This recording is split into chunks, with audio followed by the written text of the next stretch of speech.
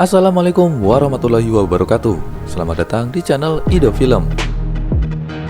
Sebelum menyimak part 3 dari film Justice League versi Snyder Cut ini, pastikan sudah kalian tonton part 1 dan part 2-nya.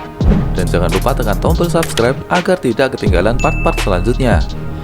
Ini dia Justice League Snyder Cut version bagian ketiga.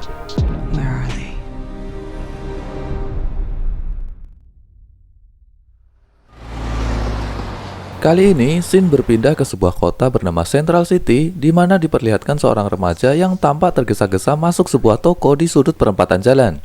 Remaja ini bernama Barry Allen, alias The Flash, yang selama ini sedang dipantau Bruce.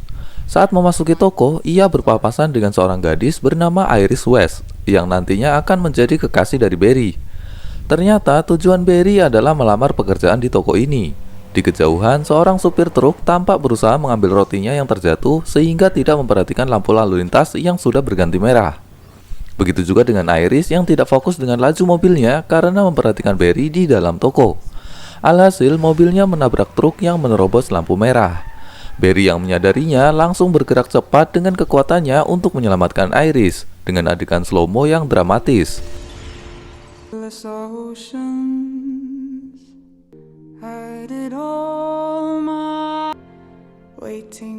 Setelah menyelamatkannya, Barry langsung kembali masuk ke toko sebelum ada yang menyadari kekuatannya, meski Iris sempat mengetahuinya.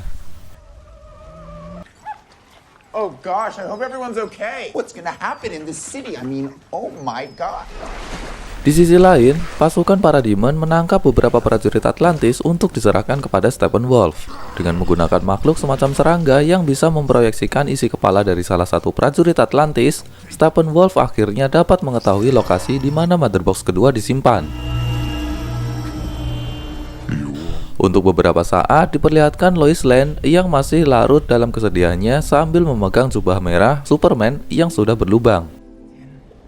Scene berganti ke Bruce dan Diana yang sedang meneliti Arthur dan Barry. Lalu mereka membagi tugas. Bruce menemui Barry, sedangkan Diana menemui kandidat keempat yaitu Victor alias Cyborg. Victor yang melihat anak-anak remaja bermain American football mengingatkannya pada masa lalunya sebagai kapten tim American football di sekolahnya. Di suatu pertandingan, ibunya selalu hadir memberinya semangat.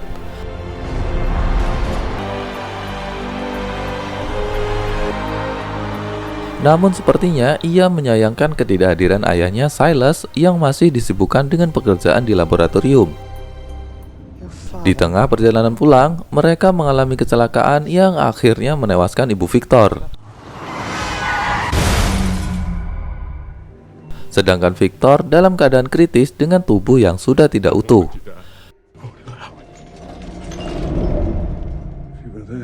Dan sampai sekarang, Victor masih menyalahkan ayahnya yang tidak hadir saat itu dan enggan berbicara panjang dengan ayahnya.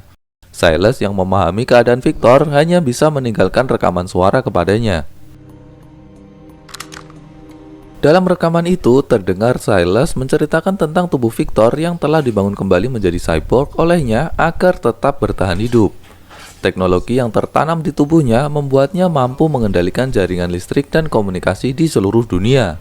Bahkan bisa saja mengakses peluncuran senjata nuklir hanya dengan kendali pikiran. Tak hanya itu, Cyborg juga mampu meretas sistem keuangan dunia, di mana kemampuan ini ia gunakan untuk membantu orang-orang yang kesulitan uang. Namun belum selesai rekaman diputar, Victor menghancurkannya.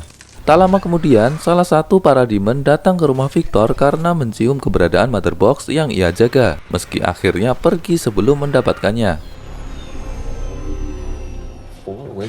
Scene berpindah ke Barry yang mengunjungi ayahnya di penjara. Dari percakapan mereka, ayah Barry ditahan karena tuduhan membunuh istrinya atau ibu Barry, di mana Barry juga tahu bahwa pelaku sebenarnya bukanlah ayahnya. Kini ayahnya ingin agar Barry berhenti mengunjunginya agar Barry bisa fokus melanjutkan pendidikan dan mengejar cita-citanya. Karena jika terus mengingat ayahnya, hanya akan menghambat kehidupan Barry. Sepulangnya dari sana, Barry lalu ke markas rahasianya sebagai The Flash. Dan di sana telah menunggunya Bruce yang kemudian menjelaskan apa yang ia ketahui tentang kemampuan Barry. Karena terus berkilah, Bruce lalu melemparkan senjatanya yang kemudian mau tidak mau Barry harus menggunakan kemampuannya untuk menghindar.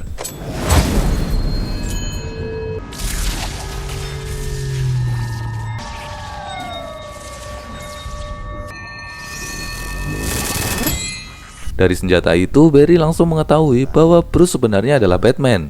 Dan Bruce yang baru menjelaskan tujuannya membentuk tim, langsung saja disetujui Barry. Tell you on the plane. Plane.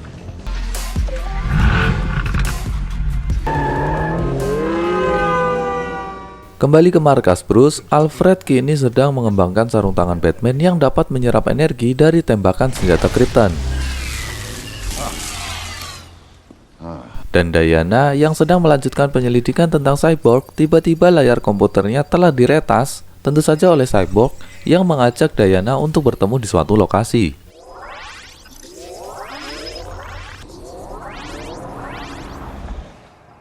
Sesampainya Diana ke lokasi yang ditentukan, akhirnya ia bertemu Cyborg yang tidak menerima keadaan dirinya sekarang.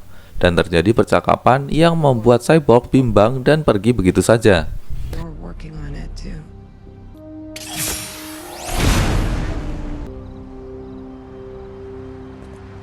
Ternyata ia menuju makam ibunya dan menguburkan mother box-nya di sana.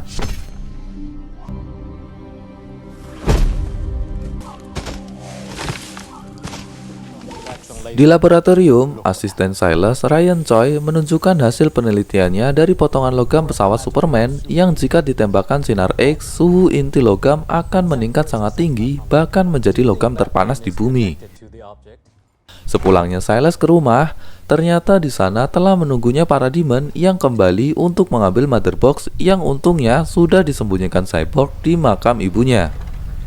Silas lalu dibawa ke suatu tempat bersama sandera-sandera lain yang juga pernah bersentuhan dengan mother box. Di kantor polisi Gotham, diperlihatkan komisaris Gordon yang mendapat banyak laporan tentang para demon, di mana sketsanya benar-benar mirip Batman. Gordon yang merasa janggal berencana menemui Batman dengan menggunakan sinyal Batman. Di sisi lain, Diana kembali menemui Bruce, sekaligus berkenalan dengan Barry. Tak lama kemudian, muncul sinyal Batman yang dinyalakan Gordon. That's what that means. It's so cool. Cyborg yang mendapati ayahnya sudah tak ada di rumah juga melihat sinyal yang sama. Scene berpindah ke benteng Atlantis, tempat penyimpanan mother box ketiga yang dijaga para prajurit Atlantis serta Komandan Merah. Seorang prajurit lalu melaporkan perihal beberapa anggota yang sebelumnya diculik para demon. Namun raja mereka enggan mengirimkan bala bantuan. Tiba-tiba mother box mulai mengeluarkan cahaya kembali. Ternyata Steppenwolf sudah berada di sana untuk mengambilnya. Merah yang berusaha menghalaunya tak cukup kuat melawan Steppenwolf.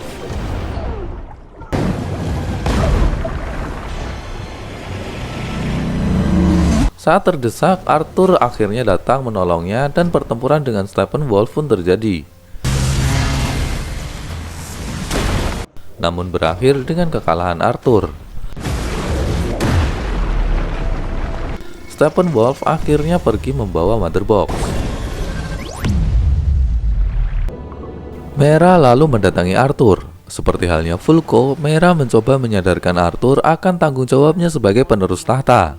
Namun tampaknya Arthur tak terlalu ambil pusing dan pergi begitu saja.